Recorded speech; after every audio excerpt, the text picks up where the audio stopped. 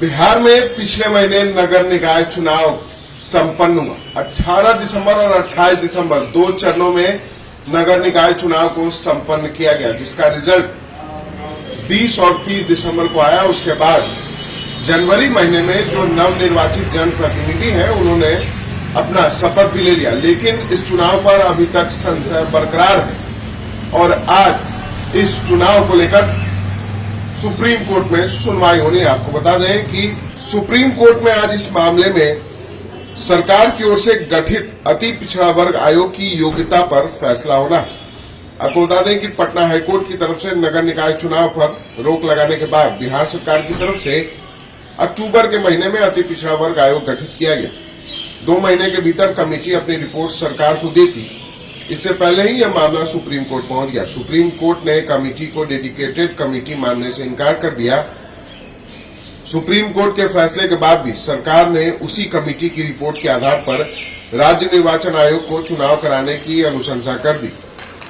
अनुशंसा मिलते ही राज्य निर्वाचन आयोग ने नए तारीखों का ऐलान भी कर दिया और चुनाव भी संपन्न हुआ और कोई बदलाव नहीं किया गया। इसके बाद आज इस मामले में सुप्रीम कोर्ट में सुनवाई होनी है। आपको बता दें कि नगर निकाय चुनाव जो बिहार में पिछले महीने संपन्न हुआ, इसको लेकर काफी खींचतान चली और एक बार जो राज्य निर्वाचन आयोग ने तारीखों का ऐलान किया था उसको कैंसिल कर दिया गया। पटना हाईकोर्ट के द्वारा कमेटी बनाने की मांग की गई। अति पिछड़ा वर्ग आयोग जो कमेटी है वो गठित करने का आदेश जो है वो पटना हाईकोर्ट ने दिया।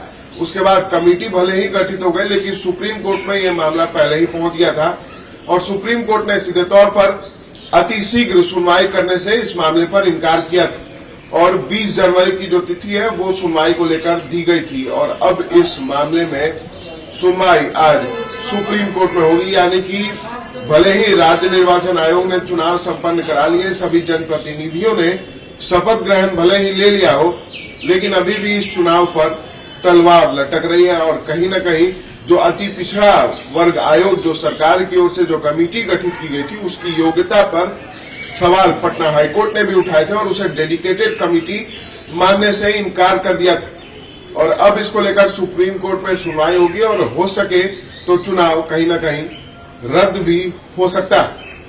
अगर चुनाव रद्द हो गया सुप्रीम कोर्ट के आदेश पर तो मुश्किलें सरकार की काफी ज्यादा बढ़ जाएंगी। जनप्रतिनिधियों की मुश्किलें तो और बढ़ जाएंगी, क्योंकि उन्होंने एड़ी चोटी की मेहनत से इस चुनाव को जीता है।